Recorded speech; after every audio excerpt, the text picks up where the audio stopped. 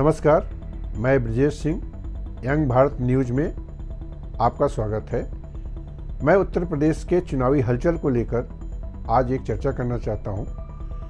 उत्तर प्रदेश में राज्य के चुनाव 2027 में होने हैं, लेकिन वहां की प्रमुख दलों में एक सियासी समीकरण बनाने की जद्दोजहद अभी से शुरू हो चुकी है। जिस तरीके से उत्तर प्रदेश में समाजवादी पार्टी ने पीडीए के माध्यम से पिछड़ा वर्ग में घुसपैठ बनाने की कोशिश की है, वह भारतीय जनता पार्टी के लिए एक बड़ी चुनौती बन रही है। लोकसभा चुनाव में उसका नुकसान भारतीय जनता पार्टी को काफ़ी हुआ भी था।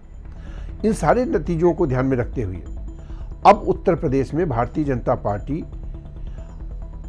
अध्यक्ष पद पर एक ऐसे व्यक्ति को लाना चाहती है जो पिछड़ा वर्ग में उसको मजबूती के साथ उसकी पकड़ बनाए रख सके। इस दिशा में केंद्रीय नेतृत्व ने ऐसा माना जा रहा है कि प्रदेश के उप मुख्यमंत्री केशव प्रसाद मौर्य को फिर से प्रदेश का अध्यक्ष पद सौंपने का मन बना लिया है। इन खबरों की चर्चा के बाद से उत्तर प्रदेश में भारतीय जनता पार्टी के समीकरणों को लेकर तरह तरह के चर्चे और कयासबाजियां शुरू हो गई हैं। उत्तर प्रदेश में जिस तरीके से केशव प्रसाद मौर्य और मुख्यमंत्री योगी आदित्यनाथ के बीच तनातनी रही है, लोग इस बात की भी चर्चा कर रहे हैं क्या आने वाले समय में Bharatiya Janata party vote bank के लिए पिछड़ा वर्ग में पैठ बनाने के साथ ही आंतरिक कलह को भी एक नया मोर्चा खोलने के लिए वजह बन जाएगी।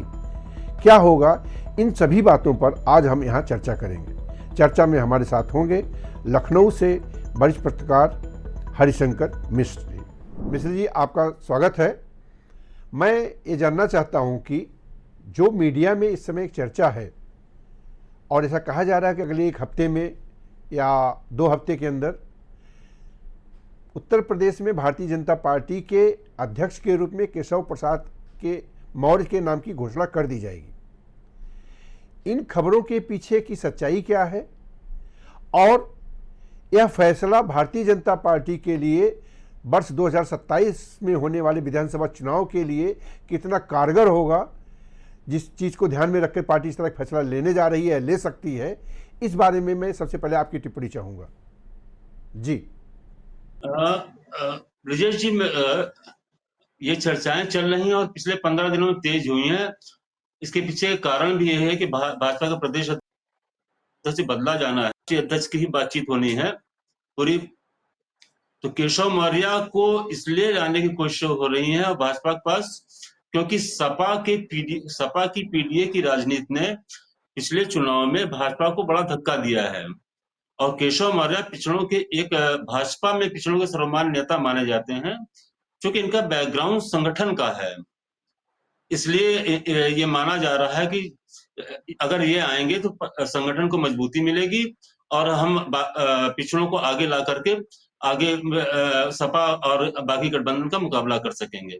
जी, यह बात सही है कि केशव प्रसाद मौर्य उत्तर प्रदेश की राजनीति में भारतीय जनता पार्टी के संगठन के लिहाज से काफ़ी मजबूत और तेज तर्रार नेता हैं। लेकिन उत्तर प्रदेश में 10 साल से भारतीय जनता पार्टी की सरकार है।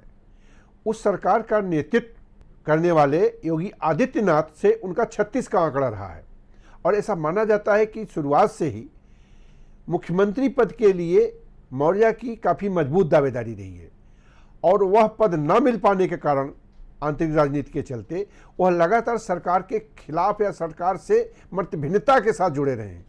यद्यपि वर्तमान में भी वह इस सरकार में उप मुख्यमंत्री हैं, लेकिन चूंकि मुख्यमंत्री योगी हैं इसलिए उनके सामने बहुत नहीं चलती है। लेकिन जब वो प्रदेश अध्यक्ष बन जाएंगे तो संगठन के एक छत्र मालिक होंगे वो। तो कहीं ऐसा तो नहीं होगा कि एक तरफ वोट वर्ग में तो पिछड़ा वर्ग में एक घुसपैठ बनाने का रास्ता आसान कर ले बीजेपी, लेकिन संगठन के अंदर मुख्यमंत्री बनाम अध्यक्ष की एक नई लड़ाई शुरू हो जाए, जिस चुनौती से जूझने के लिए भारतीय जनता पार्टी के केंद्रीय नेताओं को विशेष प्रयास करने होंगे। इस बारे में आप क्या समझते हैं? अगर आप पिछले कुछ समय घटनाक्रम को देखें तो भाजपा यूपी की राजनीति में कुछ अलग किस्म का संदेश देना चाहती है। यह संदेश योगी के लिए भी है, संगठन के लिए भी है मैम, और 2027 के बाद की राजनीति के लिए भी है। तो केशव प्रसाद मौर्य को आगे यहाँ लाने के पीछे कारण सिर्फ यह नहीं है उनका योगी बनाम कोई मुकाबला है। योगी का कद और संगठन का कद, सरकार का कद और संगठन कद, इसे संतुलित किया जा सकता है मैम। इसके पीछे की सोच यही है। दोनों के अलग अलग कारण हैं। जहां तक केशव मौर्य की बात है तो उनको केंद्रीय संगठन से भी बहुत उन पर हस्त है केंद्रीय संगठन का। अमित शाह से उनकी नजदीकियां सर्वविदित हैं। यूपी संघ का नाम है, योगी संघ का नाम है, और संघ ने उनके नाम को आगे बढ़ाया है।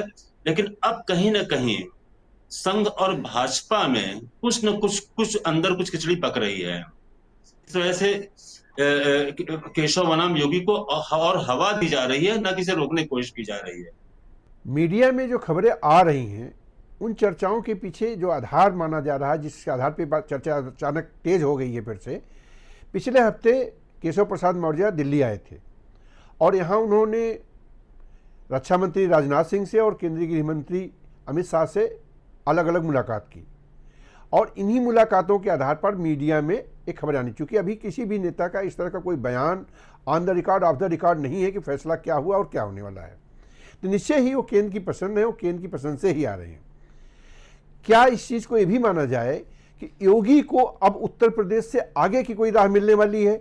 जैसा कि पीछे चर्चा होता रहा है, अगर स्थितियां बदली, केंद्र में नेतृत्व परिवर्तन का मौका आया, तो जो दावेदार होंगे उनमें से एक प्रमुख दावेदार योगी आदित्यनाथ भी होंगे प्रधानमंत्री पद के लिए। क्या उसकी कवायद कहीं से अभी शुरू होने जा रही है? इन चीज़ों को लेकर के भी एक चर्चा इस समय चल रही है। माना जा रहा है कि अगर मुख्यमंत्री को उत्तर प्रदेश से आगे ले जाना है तो पीछे भी उसका एक नेतृत्व खड़ा करना पड़ेगा। तो हो सकता है कि भारतीय जनता पार्टी की ऐसी कोई रणनीति हो कि एक बार केशव मौर्य को अभी संगठन में लाते हैं और अगले 1 साल 2 साल के अंदर अगर केंद्र में कोई परिवर्तन का मौका आया और योगी को उत्तर प्रदेश से दिल्ली लाना पड़ा, उस स्थिति में यह अभी की जो कवायद है काम आ सकती है। क्या ऐसी भी कोई रणनीति हो सकती है जो संघ की ओर से इसका एक संकेत दिया गया हो और इसके आधार पर योगी को भी चुप कराया जा सकता है कि वह उत्तर प्रदेश में एक जो आंतरिक संगठन का खिंचाव है उसको छोड़ करके आगे की राह के बारे में सोचें? जी, मैंने पहले भी कहा ना कि सत्ता और संगठन में संतुलन बनाने के उद्देश्य से बहुत सारी चीजें की जा रही हैं। अब जो है जहां तक 2027 की राजनीति के परिप्रेक्ष्य में देखें तो 2027 चुनाव में भाजपा की राह इतनी आसान दिखाई नहीं पड़ रही है। तो ऐसे में निश्चित तौर पर जो है जो भाजपा का पूरा मध्य प्रदेश का घटनाक्रम है, शिवराज सिंह चौहान को किनारे ले जाना या पुराना और भी जो इतिहास है उसमें ये अटकलें भी चल रही हैं कि योगी भाजपा की सरकार यदि बनती भी है तो योगी को शायद तीसरी बार का अवसर न मिले या कुछ दिन बाद सत्ता परिवर्तन हो। इस संभावनाओं के मद्देनजर केशव मौर्य को प्रदेश अध्यक्ष बनाया जा सकता है ताकि आगे एक जो है वैकल्पिक चेहरा सामने रखा जा सके। और वैकल्पिक चेहरों की बातचीत करें तो अभी यूपी में मुख्यमंत्री के नाम पर अभी अगर कोई दिखाई पड़ता है तो केशव मौर्य ही दिखाई पड़ते हैं, क्योंकि भाजपा पिछड़ों के गढ़ में जा करके जो जातीय जनगणना का अभी एक फैसला केंद्र सरकार ने किया है, उसके पीछे की रणनीति भी यही है कि हम पिछड़ों को जो है अपने पक्ष में लाएं। तो केशव मौर्य ही एकमात्र ऐसा चेहरा है जो सामने फ्लोट किया जा सकते हैं यूपी की राजनीति में। इस नजर कवायद हो रही है, सारी चीज हो रही। और जहां तक ये अभी तक हम लोग संभावनाओं पर ही बात कर रहे हैं, राजनीति में संभावनाएं अनायास नहीं होती। अभी मैं मुरादाबाद में था, तो मुरादाबाद का ये संकेत था कि भूपेंद्र सिंह रिपीट किए जा सकते हैं। उन्होंने अपने लोगों से कह भी रखा है कि हम रिपीट किए जा सकते हैं, संभावनाएं चल रही है इसकी। लेकिन केशव मौर्य और की अमित शाह से मुलाकात, राजनाथ सिंह से मुलाकात, ये एक कदम माना जा सकता है कि केशव मौर्य ने फ्रंट फुट पे अपने पैर रख दिए हैं। जी, केशव प्रसाद मौर्य को संगठन में लाने के और काम करने के लिए भी पर्याप्त समय है, क्योंकि 2027 में चुनाव होने हैं। इसमें कोई शक नहीं है केशव प्रसाद मौर्य अगर संगठन में आते हैं तो संगठन, भारतीय जनता पार्टी के राज्य के संगठन में एक तेजी आएगी जो अभी सुस्ती बनी हुई है। निश्चय ही इस बीच में जो भी लोग आए हैं संगठन में, उन्होंने संगठन को बहुत ज़्यादा एक्टिव नहीं किया है और यह अपनी तरह से बीजेपी का एक बड़ा फैसला होगा। हमारा सवाल था कि एक म्यान में दो तलवार वाली बात जो है वो भाजपा कैसे हैंडल करेगी। आपने कहा कि हो सकता है कि अगली सरकार में अगले चुनाव के बाद जो है योगी जी किनारे लगाए जा सकते हैं, जैसा कि मध्य प्रदेश में होता है। लेकिन दोनों राज्यों में एक फर्क है। योगी आदित्यनाथ भारतीय जनता पार्टी के युवा नेता हैं और उनमें अभी बहुत सारी संभावनाएं बची हुई हैं, जबकि मध्य प्रदेश के तत्कालीन मुख्यमंत्री का उम्र को देखते हुए उनको रिटायर किया गया और समायोजन के तौर पर उनको केंद्र में मंत्री बनाया गया। तो मैं इस लिहाज से जानना चाहता हूं, अगर ये बात तो तय है कि अगर उत्तर प्रदेश में केशव प्रसाद मौर्य मजबूत होते हैं तो अभी से चुनाव तक और चुनाव में प्रत्याशियों के तय होने तक वह अपनी चलाने की कोशिश करेंगे और निश्चय ही उसमें ऐसे बहुत सारे लोग होंगे जिन्हें योगी आदित्यनाथ चाहेंगे कि वो अगली विधानसभा में टिकट पाएं और चुनाव लड़ें। ऐसे लोगों के लिए थोड़ी दिक्कतें पैदा हो सकती हैं। उस टसल की मैं बात कर रहा हूं, उस टसल से भारतीय जनता पार्टी को निपटना पड़ेगा। सामने आएगा ही ब्रिजेश जी, इस तरह का एक संघर्ष सामने आएगा ही। लेकिन जहां तक टिकट की बात है, तो टिकट के बंटवारे में योगी जी की बहुत दखलंदाजी हो नहीं पाती। वो चाहे 2017 का चुनाव हो, चाहे 2022 का चुनाव हो, 2017 से पहले कुछ भी नहीं था, लेकिन इनकी दखलंदाजी हो नहीं पाती है। संगठन ही उसमें सर्वोपरि होता है और शीर्ष नेतृत्व ही इसमें महत्वपूर्ण भूमिका निभाता है। और अपने कुछ लोगों को टिकट दिला देना, दबाव बना करके, ये तो योगी के लिए संभव है। लेकिन जो अमित शाह की पॉलिटिक्स है, अमित शाह की पॉलिटिक्स पूरा एक रोड मैप लेके चलती है और अपने फीडबैक भी चलती है, और वो संगठन की ही बात को हमेशा सर्वोपरि मानते हैं।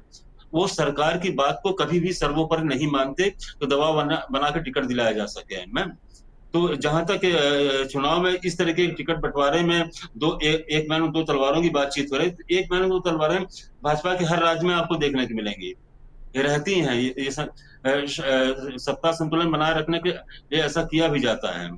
लेकिन जब टिकट बंटवारे की बात आएगी तो केंद्र ही तय करेगा, राज्य की कोई भूमिका नहीं होती। राज्य की ओर से जो संगठनात्मक इकाई है वो अपनी प्रशंसा करेगी, अनुशंसा करेगी, अपना फीडबैक देगी, उसके बाद निर्णय वहीं से होगा। मुख्यमंत्री अपने टिकट की मांग नहीं, अपने समर्थकों में टिकट सुनिश्चित नहीं करा पाएगा। ये भाजपा की राजनीति का एक अहम पहलू है।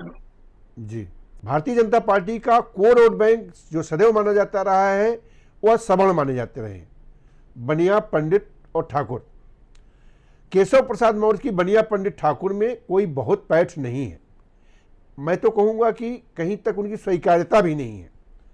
ऐसे में इस चीज़ के बीच में संतुलन बनाने के लिए केशव प्रसाद मौर्य कैसे काम करेंगे, क्योंकि 2017 से अब के बीच में बहुत सारी चीज़ें बदल चुकी हैं। अब पहले वाली स्थिति नहीं है।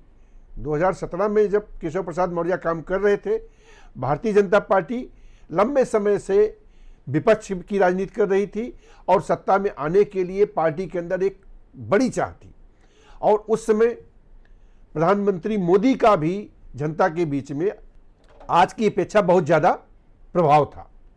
आज प्रधानमंत्री की वह प्रभाव घटा है और 10 साल से उत्तर प्रदेश में भारतीय जनता पार्टी की सरकार है, और सरकार जो है योगी आदित्यनाथ चला रहे हैं, जो सवर्णों की राजनीति करते हैं। ओबीसी में निश्चय ही उनका उतनी पकड़ नहीं है। ओबीसी के तमाम क्षेत्रीय नेता और भारतीय जनता पार्टी के कुछ नेता उनसे पार्टी के अंदर गुटबाजी रखते हैं।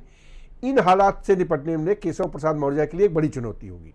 मुझे लगता है कि इस चुनौती के साथ लगातार काम करने की ज़रूरत होगी। भारतीय जनता पार्टी का केंद्रीय नेतृत्व और उसके जो नेता हैं इन चीज़ों पर निश्चय ही विचार कर रहे होंगे।